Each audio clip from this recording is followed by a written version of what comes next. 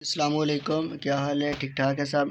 सबसे पहले आप सबको वेलकम करता हूँ अपने यूट्यूब चैनल पे। और आज आपको मैंने कलर्ड प्रोग्रेसिव मैट्रिक्स टेस्ट जो पे हम बच्चों पे अप्लाई करते हैं उनके लिए ये बनाया गया, यानी बच्चों के लिए। तो इसकी स्कोरिंग का जो मेथड है या इंटरप्रिटेशन है वो आपको मैंने बतानी थी। ये दूसरा कलर्ड प्रोग्रेसिव मैट्रिक्स है, पर ये कलर्ड नहीं, क्योंकि मैंने जो कॉपी करवाई है ना वो बस सिंपल कॉपी करवा ली है, लेकिन ये कलर्ड होनी चाहिए।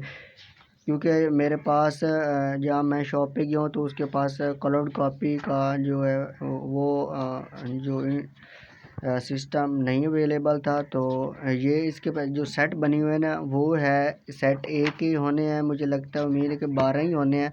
सेट ए के 12 होने हैं। ये आप देखिए कलर होने चाहिए।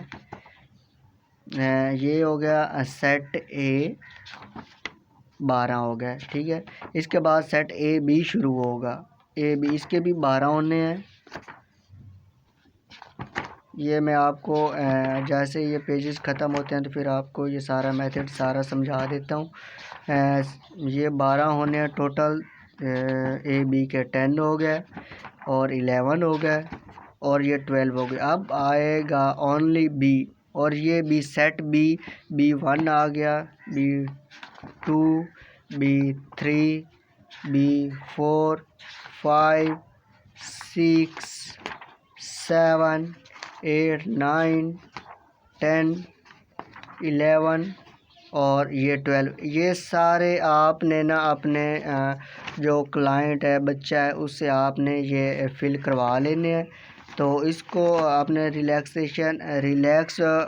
सिचुएशन और इन्वायरमेंट में बिठा के उससे ये आहिस्ता आहिस्ता फ़िलअप करवा लेने और उसके सामने रखना है और उसको बताना कि बेटा जी ये एक पूरी पिक्चर है और इन जो 6 डब्बे जहाँ बने हुए हैं, इस पिक्चर को फिल करने के लिए कौन सा डब्बा इनमें लगेगा जो ये पूरी एक कंप्लीट पिक्चर्स बन जाए। इसी तरह फिर ये भी ये इसी तरह ये उस टिक करवाते जाना।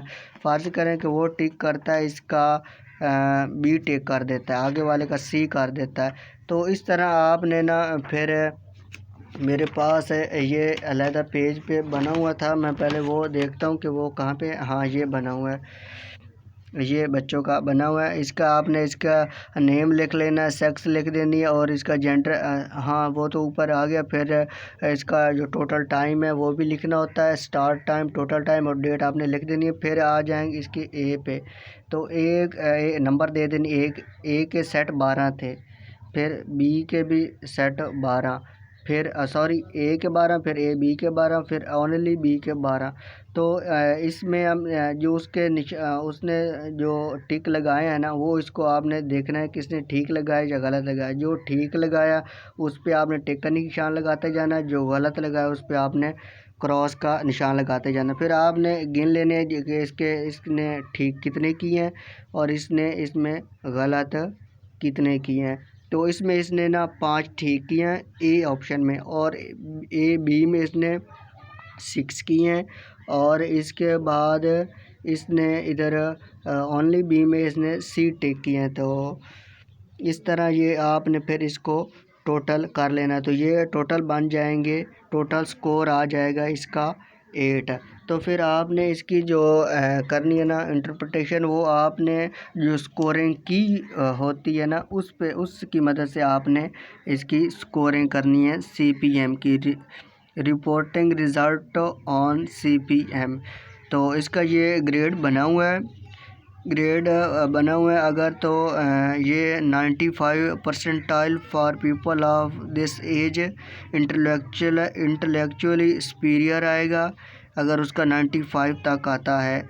उसके बाद 75 से लेकर 90 तक आता है क्वेश्चन, सॉरी उसका जो आएगा स्कोरिंग आएगा तो इंटेलेक्चुअली कैपेसिटी आएगा। उसके बाद इंटेलेक्चुअली एवरेज आएगा, वो 25 से लेकर 75 तक आता है।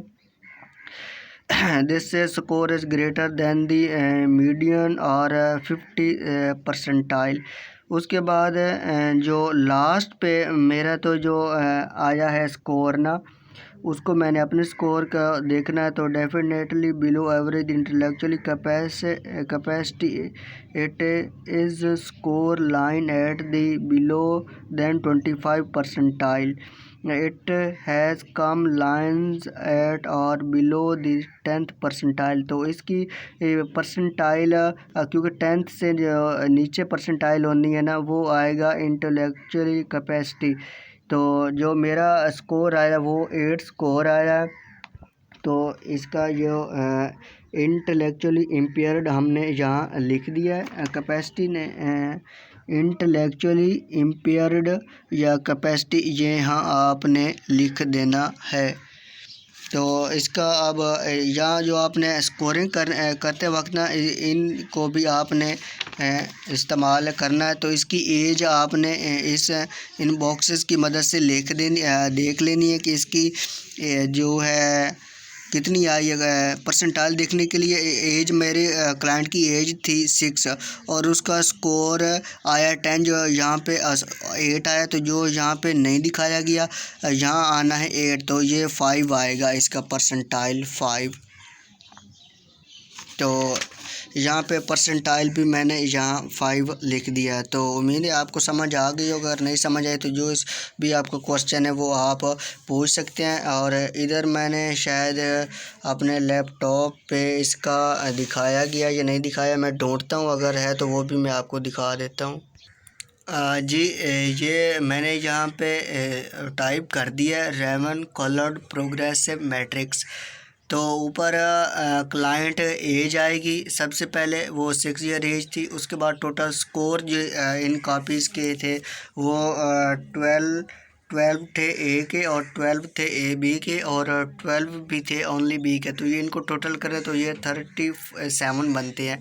उसके बाद जो परसेंटाइल वो मैंने निकाली है, उसकी 5 निकाली है। जो उसने टाइम लगाया है वो 20 मिनट्स लगाए। और तो जो अब ये किस इंटेलेक्चुअल लेवल पे आता है, तो ये इंटेलेक्चुअल इम्पेयर लेवल पे आता है। बहुत शुक्रिया।